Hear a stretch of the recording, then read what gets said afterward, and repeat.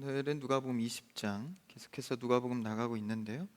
이제 끝을 향하여서 또 장수가 얼마 남지 않았습니다. 오늘 말씀은 살아있는 자의 하나님이란 제목으로 부활에 관한 논증의 대목을 우리가 나눠보기를 원합니다. 이제 우리의 신앙하면 여러 가지 요소의 어떤 믿음을 갖고 살아가는데 그 중에 우리가 붙들어야 할 이 기독교인의 대주제죠. 부활에 대한 이야기입니다.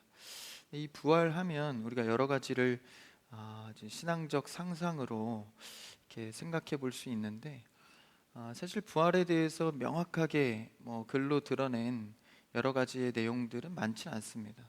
근데 이제 예수님께서 부활하셨기 때문에 그것을 우리가 증거 삼아서 부활에 대한 이제 여러 가지 요소를 살펴볼 수가 있겠죠.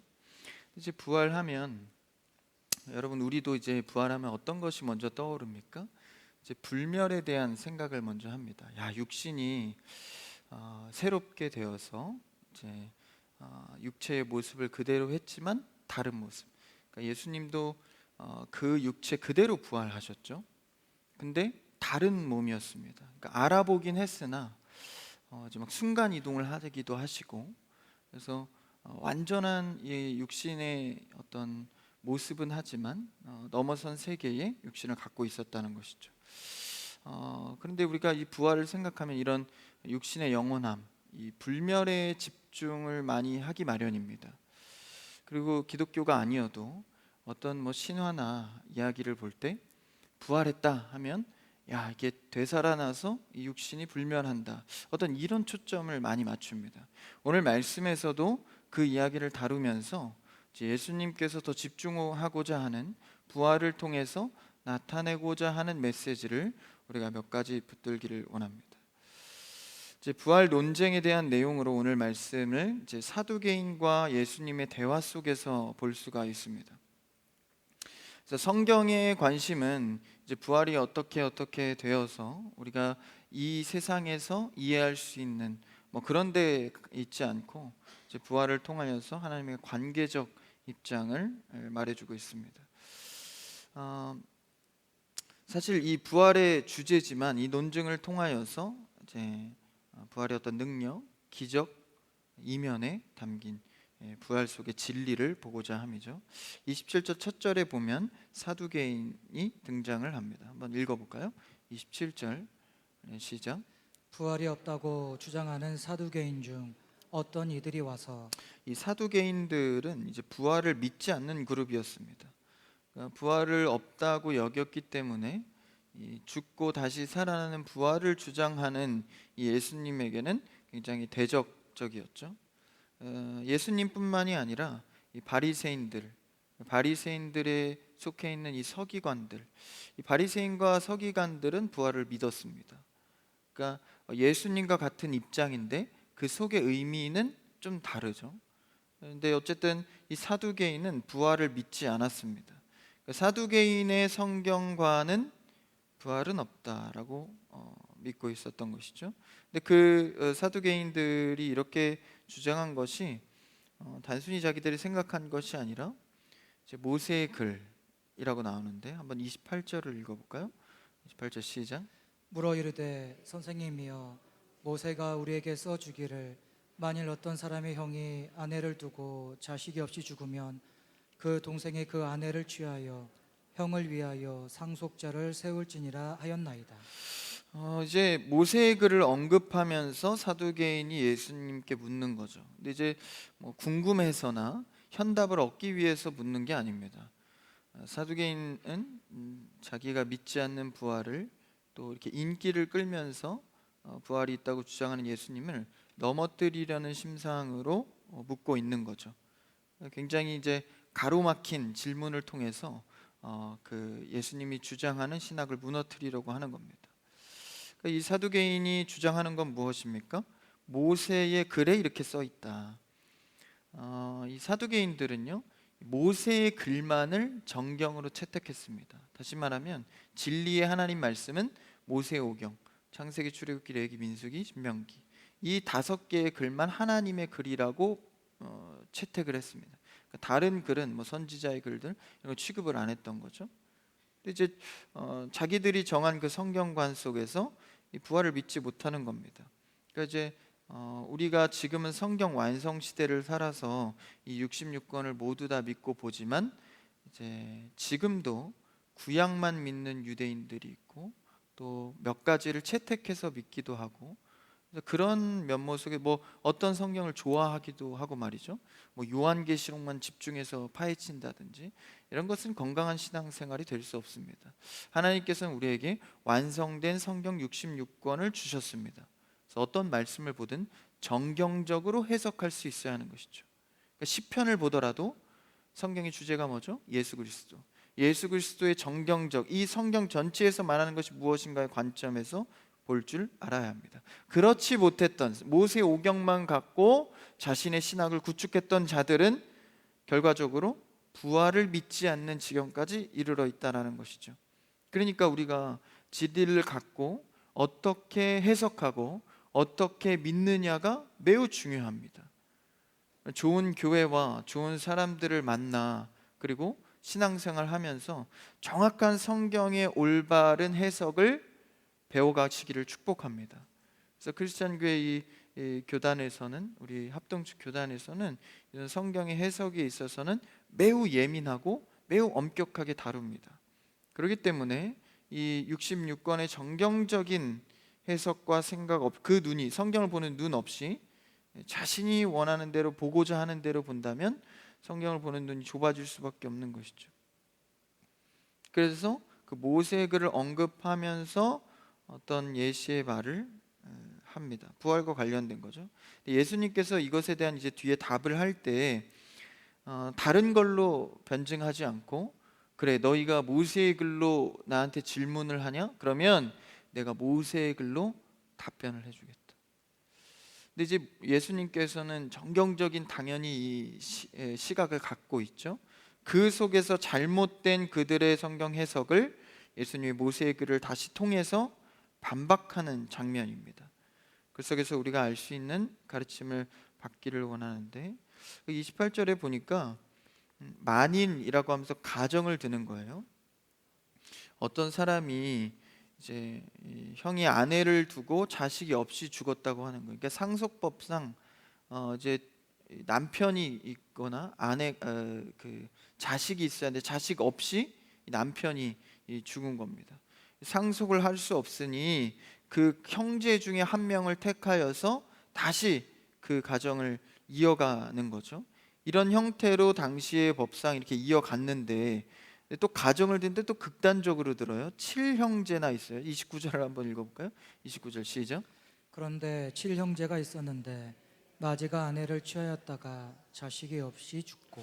이제 7형제가 있는데 마지였던 그 남편이 장남이죠. 장남이 죽고 그 다음 밑에 동생이 다시 그 아내와 결혼해서 뭐 지금의 어떤 이 이치상은 맞지 않죠. 당시에 그렇게 했다는 거예요. 상속법상. 그래서 둘째가 아내를 취하고 또 셋째가 또 아내를 취하고 또 죽어서 또 계속 7형제가 다 취한 겁니다. 자식 없이 계속 뭐 이런 일은 없겠지만 뭐 가정을 들어서 이랬을 때에 뭐 가정이지만 뭐 없겠지만 있을 수도 있는 거죠. 이런 가정을 통해서 31절을 읽어볼까요? 31절 시작. 7이 다 그와 같이 자식이 없이 죽고 32절이요. 그 후에 여자도 죽었나이다. 이렇게 다 아내를 맞이해서 다 죽고 심지어 이제 여자도 죽었습니다. 그때 33절을 읽어볼까요? 시작. 7이 다 그를 아내로 취하였으니 부활 때에 그 중에 누구의 아내가 되리이까? 이해가 되시죠? 이제 다 한 명씩 거쳐간 부부가 됐고 아내는 한 명입니다. 그렇다면 이 법상 이렇게 따라서 이 세상에서 살다가 이제 생이 마감하고 천국에 가서 부활의 때가 되면 도대체 이 아내는 7형제 중에 누구의 아내가 되겠습니까? 어렵죠. 저희가 지금 이 질문을 그대로 받아서 생각해봐도 어렵습니다. 그래서 혹자는 여기까지 읽고 그러네 그러네 이거 부활되면 이거 그렇지 않습니까? 누구 아내가 돼야 하나? 뭐 7살림을 해야 하나? 뭐 이렇게 생각하지 않겠습니까? 그러니까 이 사두개인도 이 점을 꼬집어서 이제 예수님께 어렵지? 라고 질문하는 겁니다. 어떻게 대답할래? 부활을 주장하는 네가 말해봐 라고 넘어뜨리기 위해서 말하고 있는 것이죠. 그러니까 이 서기관이나 바리새인들이 이 장면을 봤다면 예수님과 같이 당혹스럽겠죠. 사두개인은 이제 부활을 믿지 않으니까 이런 질문을 자신 있게 하고 있습니다. 이제 사두개인과 예수님은 이 부활에 관해서 이제 대립을 갖게 된 거죠. 그때 이 사두개인들과 예수님의 대립은 무엇입니까? 부활을 어떤 관점으로만 사두개인은 보고 있는 거예요? 이제 부활을 불면의 육신이 불면하는 것, 그 인식만을 갖고 물어보는 것입니다. 그러니까 미래적인 부활만을 갖고 예수님께서 하나님께서 이루고자 하는 그 부활에 대한 신앙을 이 세상에서의 이치로만 생각하고 있는 것이죠. 그래서 이제 부활이 있다고 하면 여자가 누구의 아내가 되겠습니까? 결정을 한번 해보십시오라고 말합니다. 그때 예수님께서 정확하게 이렇게 말씀하시죠. 34절을 읽어볼까요? 4절 시작. 예수께서 이르시되 이 세상의 자녀들은 장가도 가고 시집도 가되 35절이요. 저 세상과 및 죽은 자 가운데서 부활함을 얻기에 합당히 여김을 받은 자들은 장가가고 시집가는 일이 없으며. 짧은 대답이지만 굉장히 명확하게 말씀하십니다. 34절에서는 이 세상, 35절에서는 저 세상이라고 표현을 하시죠. 구태여 이렇게 같은 단어로 해서 이 세상 저 세상으로 나눈 것은 우리가 생각하는 부활과 그리고 예수님이 생각하는 부활의 개념 자체가 다르다는 것을 말씀하고 계십니다. 이 세상의 개념과 저 세상, 우리가 가야 할 하나님 앞에서의 그 천국은 개념 자체가 다르다는 것이죠. 그 표현이 이 세상과 저 세상입니다. 그러니까 우리는 이 세상을 어떻게 살아가죠? 철저하게 시간의 논리로 살아갑니다. 과거가 지나가면 현재를 넘어 미래로 가는 거죠.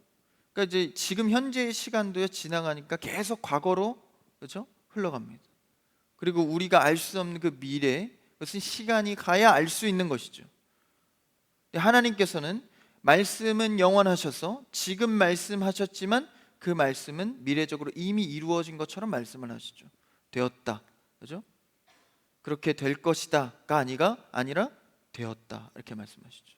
아직 이루어지지 않았는데, 그러니까 하나님의 개념은요 철저하게 시간을 갖고 살아가는 우리와는 명확히 다르다는 것입니다. 그걸 이해해 보면 창세 전에 우리의 이름을 택했다? 태어나지도 않은 사람을 무슨 이름을 택해요? 그런데 시간의 개념을 드러내서 하나님의 관점에서 보면 그건 가능한 일입니다. 그렇듯 부활의 개념도 불면의 육신, 시간의 개념, 이 세상의 개념으로만 부활을 볼 것이 아니라 저 세상에서는, 다른 개념에서는 다르다. 마찬가지로 이 세상에서는 우리가 가족이라는, 그렇죠? 개념, 또 남녀가 자녀를 낳고 이 개념으로 살아가지만 저 세상 천국 가서는 그런 개념으로 살아가는 게 아니라는 거예요. 여러분 생각해 보시죠. 만약에 그 개념으로 살아간다면 천국은 이미 만원입니다. 수천 년 전부터 계속 아이를 낳고 자손이 번창해서 그 천국 미어 터져서 어떻게 살아요? 물론 공간이 넓으니까 살 수 있겠죠 라고 말할 수 있겠지만 그런 개념이 아니다라는 거죠. 여러분 이 세상에서의 개념은 하나님께서 이 세상을 살아가라고 만들어 놓은 개념이 많습니다. 저 천국에 가서는 그런 모든 개념이 바뀌어지는, 달라지는 거죠. 마치 예수님이 육신의 몸을 입고 다시 부활하셨지만 그 육신은 전과 다른 육신이었듯 우리가 사는 세상과는 전혀 다른 개념으로 살아간다는 거죠. 그러니까 이 땅 가운데서 누구를 아내로 취했고 어떻게 시집가고 장가갔냐는 저 세상 가서 부활했을 때는 똑같이 적용되는 것이 아니다라는 거예요. 그러니까 부활을 이 세상의 개념으로만 생각했던 그들의 인본주의적인 생각을 예수님께서 다시 한번 재정해 주시는 것입니다. 한번 36절을 읽어볼까요? 나아가서 이렇게 대답하십니다. 시작. 그들은 다시 죽을 수도 없나니 이는 천사와 동등이요 부활의 자녀로서 하나님의 자녀임이라. 그들은 다시 죽을 수 없고 영원히 살아가는데 마치 천사와 같이, 동등이라고 한 것은 똑같다는 개념이 아닙니다. 여기서는 이제 언어의 표현에 보면 그와 같이, 천사와 같은 모습으로, 그렇죠? 천사가 애 낳고 살면서 설거지하고 열심히 이렇게 살지 않잖아요. 천사와 같은 개념으로, 여기서 중요합니다. 오늘 대목에서 가장 중요한 장면인데, 부활의 자녀로서 하나님의 자녀임이라. 할렐루야. 그러니까 이제는 다른 개념으로 살아가는데 불멸의 육신만 생각할 것이 아니라, 이 부활의 증표는 뭡니까? 하나님의 자녀의 신분으로 살아간다는 표다라는 것입니다. 그러니까 부활한 자들, 부활의 신앙을 갖는 것은요, 하나님의 자녀의 신분으로 된다는 관계적 개념을 말하고 있는 것입니다. 그러니까 부활하면 신기한 기적, 다시 살아나는 것, 이것만에 집중했던 사두개인, 오늘날 우리가 부활 이미지를 떠올릴 때 그 불멸에 집중했던 것처럼 말이죠. 근데 오늘 예수님께서는 그 불멸을 넘어서 우리가 봐야 할 것은 부활을 통하여서 하나님의 온전한 자녀의 신분이 회복되는 것을 말해주고 있는 것입니다. 그러니까 우리가 부활신앙이라고 하는 것은 미래적으로 시간이 흘러서 나중에 부활할 것을 기대하며 즐거워해라가 아니라, 나중에 일어날 부활이지만 오늘 나에게 임한 부활로 마찬가지로 여기는 것입니다. 시간의 개념을 드러내서 하나님께서 예수님을 통해 부활을 보여주셨듯이 우리도 이 땅 가운데 부활의 신앙을 갖고 사는 것, 다시 말하면 하나님의 자녀의 신분을 오늘 내가 받았으므로 나는 부활의 신앙을 갖고 사는 자들인 것이죠. 비록 이 땅 가운데 죄인의 몸으로 이 세상을 살아가지만 나중에 올 저 세상이 오늘의 세상인 것처럼 살아가는 것입니다. 그러니까 물질의 노예로 살아가는 것도 아니고, 사람의 관계로만 집착해서 살아가는 것도 아니고, 오직 하나님의 자녀의 신분으로서 마치 이 세상을 살아가지만 저 세상의 자녀의 신분으로 살아가는 자처럼 살아가는 것이죠. 그러니까 성경에 나오는 수많은 율법의 10계명들도 내가 지키는 이유가 무엇입니까? 저 세상의 자녀의 신분으로 이미 살아가고 있기 때문입니다. 그러니까 그 법도에 따라가지 않으면 내 양심과 마음에 찔리는 것이죠. 나는 하나님의 자녀의 신분인데 이 하나님의 말씀을 지키지 않을 때 오는 찔림, 그래서 그것을 다시 돌이키려는 노력이 무엇입니까? 하나님의 자녀의 신분으로서 거룩하게 사는 자들인 것입니다. 그래서 이제 예수 그리스도께서 모세의 글을 갖고 이렇게 반박을 하는 거예요. 그래서 너희가 생각하는 그 부활의 개념은 다르다. 그러므로 부활은 너희가 생각하는 것처럼 임하지 않고 새로운 몸을 입되 하나님의 자녀로서 부활하는 것이다 라는 것을 말하죠. 그러면서 더 정확하게 나아가서 사두개인들의 그 부활이 없다는 믿음을 꼬집으면서 다시 성경에서 부활은 있다라는 것을 확정지어주는 말씀이 바로 37, 그 다음 38절 말씀입니다. 한번 두 절을 같이 읽어볼까요? 시작. 죽은 자가 살아난다는 것은 모세도 가시나무 떨기에 관한 글에서 주를 아브라함의 하나님이요 이삭의 하나님이요 야곱의 하나님이시라 칭하였나니, 하나님은 죽은 자의 하나님이 아니요 살아있는 자의 하나님이시라, 하나님에게는 모든 사람이 살았느니라 하시니. 이렇게 다른 개념의 부활이라는 것을 말씀해 주면서 사두개인들은 믿지 않잖아요, 부활을. 그러니까 믿을 수 있도록 이게 다르다는 것을 반박하면서 뭐라고 말씀하시죠? 그 모세의 글에 보면 아브라함의 하나님, 이삭의 하나님, 야곱의 하나님이라 칭하였다. 이것은 죽은 것이 아니다라고 말하죠. 이게 무슨 말이냐면 현재 시제로 쓰고 있다라는 거예요. 아브라함이 죽은 아브라함으로 말하는 게 아니라 현재 시제로 아브라함의 하나님인 겁니다. 그러니까 지금 이 대화를 하고 있는 이 상황에 아브라함이 이미 수천 년 전 죽은 사람 아닙니까? 근데 살아있는 것처럼 아브라함의 하나님이라고 예수님이 말하는 것은 실제 지금 하늘에 살아있다라는 거죠. 부활되어 있다라는, 아브라함도 이삭도 야곱도 말입니다. 이 모세의 글을 통해서 현재 시제로 읽기 때문에 이 모세의 글은 부활의 아브라함과 부활의 이삭과 부활의 야곱을 말하고 있는 것이다. 이렇게 반박하여서 부활의 있음을 말해주고 있습니다. 그러니까 두 가지죠. 부활이 다르다는 개념과 부활은 있다, 이 두 가지를 사두개인이 겉으로 한 말에 대한 대답은 35절까지고 그 속마음의 부활이 없기 때문에 걸고자 하는 그 마음은 37절 38절에서 말해주고 있는 것입니다. 그러니까 겉으로도 속으로도 하고 싶은 그 질문을 들켜서 두 개 다 대답을 하고 있는 것이죠. 그러니까 예수님께서는 그 속을 아시는 예수님께서는 명확하게 답을 해주고 있는 것입니다. 부활의 논쟁에 있어서는 결코 흔들려서는 안 되죠. 우리의 믿음이 부활 신앙이기 때문입니다. 그리고 예수님도 죽으신 후에 3일 뒤에 부활하실 것이기 때문에 이 문제에 대해서는 명확하게 하고 있는 것이죠. 이 얘기를 할 때 40절에 보니까 그들은 아무것도 감히 더 물을 수 없더라. 이 무슨 말입니까? 그 속마음을 들켜서 모세의 글을 통해서까지 대답을 하시니까 할 말이 없는 거죠. 단순히 이 40절에 할 말이 없다는 얘기를 한 것은 성경 해석의 최종적인 권위는 예수님께 있다는 걸 말하는 것입니다. 사두개인들이 자기들이 모세오경을 채택해서 진리라고만 생각해서 했던 그 해석들, 부활이 없다고 생각했던 것이 최종 권위가 아닌 것이죠. 최종 권위는 예수 그리스도께 있습니다. 그래서 성경을 정경적으로 봐야 하는 것이죠. 그래서 그 권위가 나에게 있음을 드러내는 것입니다. 그렇게 돼서 부활에 대한 논쟁은 확정적으로 끝나는 것이죠. 이처럼 사두개인이 묻고 예수님이 대답하고, 묻고 대답하는 것은 당시 성전에서 이루어졌던 많은 전통입니다. 그래서 성경의 해석의 주체가 누구인지, 누가 더 정확한지를 파헤치는 거죠. 그때 결론이 어떻게 난 겁니까? 성경의 주체는 최종적 해석의 권위자는 예수 그리스도. 특히 이 부활의 논쟁에 관해서 말이죠. 그래서 우리의 부활의 신앙을 믿을 수 있는 것은 예수님께서 확정적으로 말씀해 주셨기 때문입니다. 더군다나 예수님께서 부활하셨죠. 그래서 우리는 부활 신앙을 통해서 육신이 영원히 산다는 그 기쁨만 갖는 것이 아니라 불멸의 육신을 넘어서 우리가 봐야 할 것은 완전한 육신을 통하여서 하나님과 교제하는, 하나님의 자녀가 된다는 확신의 증표입니다. 할렐루야.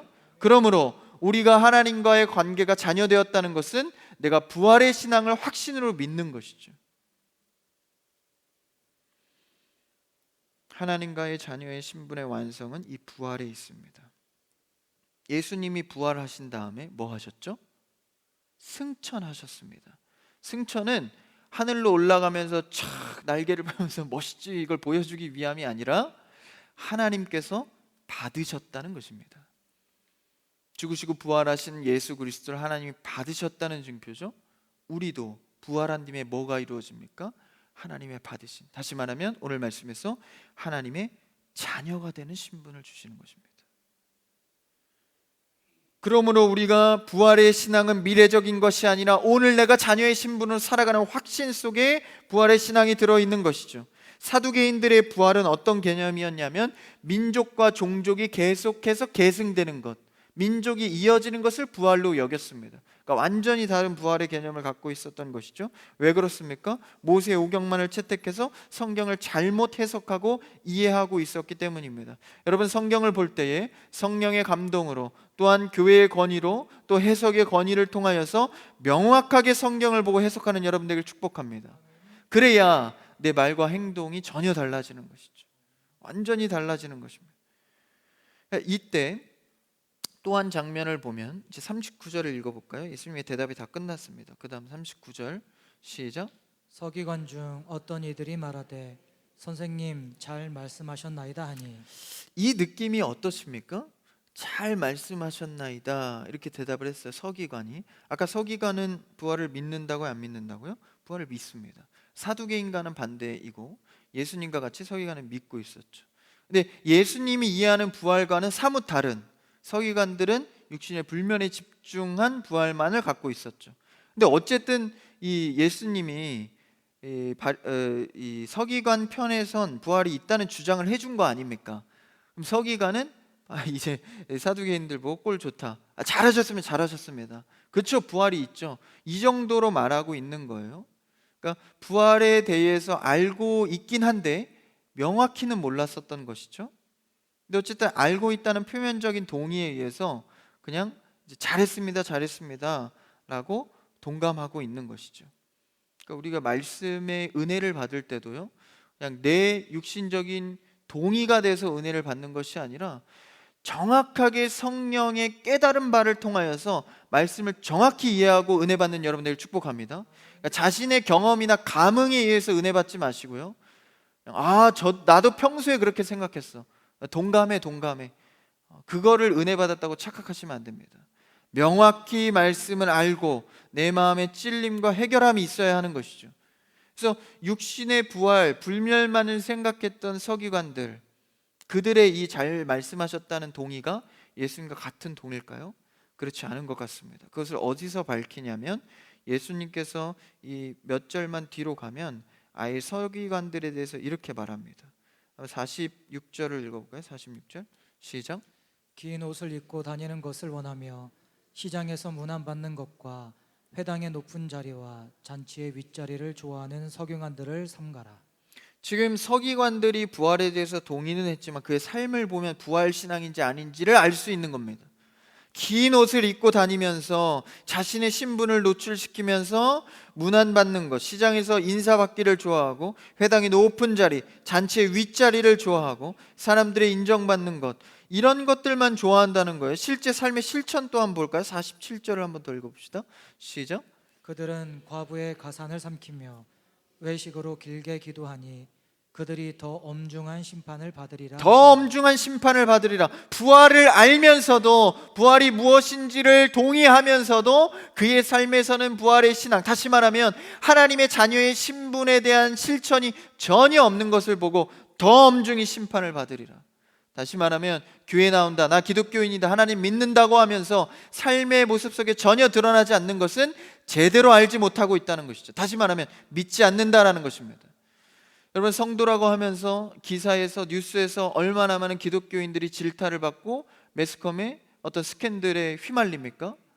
그걸 볼 때 믿음이 약하다고 말할 수 있지만 그게 아닙니다. 믿음이 없는 것입니다. 왜냐하면 오늘 예수님의 평가는 명확하기 때문에 부활을 알면서도 이렇게 행하는 것은 그 안에 예수가 없다는 거죠. 왜요? 심판을 받는다라고 말합니다. 여러분, 우리는 우리의 신앙을 체크할 수 있습니다. 나의 믿음을 얼마든지 확인할 수 있습니다. 나의 삶에서 내가 드러나기 위해서 회당의 높은 자리만을 추구하는 삶이라든지, 과부의 가산을 삼키면서 외식하는 기도를 한달지, 나의 삶에서 얼마든지 확인할 수 있는 것이죠. 그러면서도 나는 그 확인을 무시합니다. 보지 않습니다. 그럴 때 예수님께서는 서기관들에 대해서 명확하게 꼬집어 말씀하는 것이죠. 39절의 서기관의 동의에 대해서 예수님은 칭찬하지 않습니다. 오히려 뒤에 가서 서기관들의 삶을 파헤쳐 제자들에게 어떤 것이 진짜 부활 신앙인지를 알려주는 것이죠. 여러분, 우리의 부활 신앙은요, 육신의 불멸만을 집중하고 있는 것이 아니라 하나님의 자녀의 신분으로 어떻게 서 있는지를 집중해야 합니다. 여러분, 이 시간 기도하며 주님께 구할 때 부활 신앙, 하나님의 신분이 다시 한번 회복되는 여러분 되기를 축복합니다. 그래서 진짜 믿음 생활이 무엇인지, 그러니까요, 우리가 오늘을 제대로 살아내지 않으면 부활 신앙은 없습니다. 과거에 매여 있거나 미래에 대한 기대만 갖고 있는 것이 아니라 현재의 오늘 내가 어떤 부활 신앙을 갖고 있냐를 집중해야 합니다. 과거에 아무리 하나님과의 관계가 깊었다 할지라도, 미래에 아무리 하나님과의 관계를 결단한다 할지라도, 오늘 내가 하나님 앞에 자녀로 서지 못한다면 우리에게 부활은 기대할 수 없습니다. 우리에게 부활의 신앙이 주어진 것은 오늘 내가 하나님의 자녀로 성실히 살아내는 것입니다. 이것이 성도의 부활입니다. 그래서 성도는 절대 사회적으로도, 교회 안에서도, 신앙적으로도 부도덕해서는 안 됩니다. 그래서 우리는 날마다 주 안에서 신앙인, 하나님의 자녀의 모습을 회복해 가야 합니다. 어제 되지 않았다면 오늘 다시 한번 회개하시고 일어서셔야 됩니다. 부활을 알고도 그 신앙대로 살아가지 않고 있던 그 자들을 향하여서 엄중한 심판을 받으리라고 말씀하는 것이죠. 율법은 주장하고 살지만 정작 하나님의 마음을 모르는 자녀다라는 것입니다.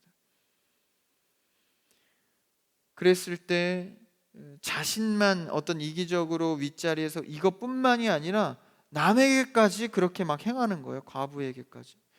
여러분, 과부의 가산을 보호하는 것은요, 교회의 책임입니다. 그 책임을 다하지 않고 있죠. 다시 말하면 자녀의 신분은 있는데 그 책임을 다하고 있지 않은 겁니다.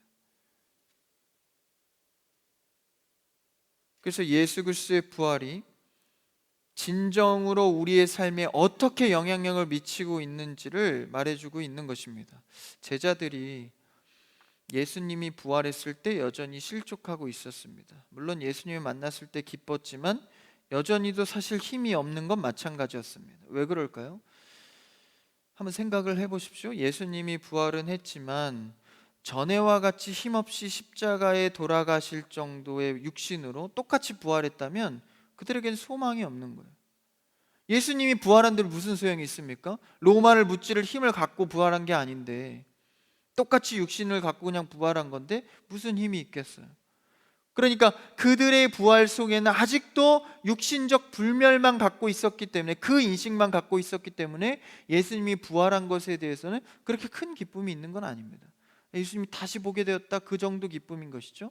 근데 예수님께서 부활하시고 이 땅 가운데 머무시면서 제자들에게 40일 동안 말씀을 깨우치면서 그때야 비로소 성경에서 말하는 메시아 부활신앙이 무엇인지를 깨닫게 되는 것입니다. 그러니까 그제야 그들이 자리에서 일어나 초대교회를 형성하고 수많은 민족에게 복음이 전달되는 것이죠. 부활신앙이 살아난 것입니다. 여러분, 성경을 잘못 깨닫거나 성경을 제대로 해석하는 이 두 가지 차이가 엄청난 차이를 발생시켰다라는 것이죠. 예수님께서 이사야의 글을 메시아에 대해서 제대로 풀어줬을 때 제자들이 이 불멸의 개념을 넘어서 주님과 더불어 사는 기쁨이 무엇인지를 깨닫게 된 것입니다. 여러분, 오늘 이 밤 우리가 기도할 때 부활의 불멸의 개념을 넘어서서 부활신앙의 진정한 자녀의 모습이 회복되기를 축복합니다. 주님과 영원토록 사는 것, 그냥 사는 것은 의미가 없습니다. 자녀로서 살아가는 것이죠. 그랬을 때 우리가 오늘날 그 부활신앙이 회복되었을 때 주로 말미암아 비로소 기뻐할 수 있고, 비로소 감사할 수 있고, 비로소 주님 때문에 담대할 수 있는 삶을 살아갈 수 있는 것입니다. 여러분, 그냥 신앙이 아니라 부활신앙으로서 감사하십시오. 부활신앙으로서 기뻐하십시오. 부활신앙으로서 오늘을 충분히 살아낼 수 있는 여러분의 삶이 되기를 주님의 이름으로 축복합니다.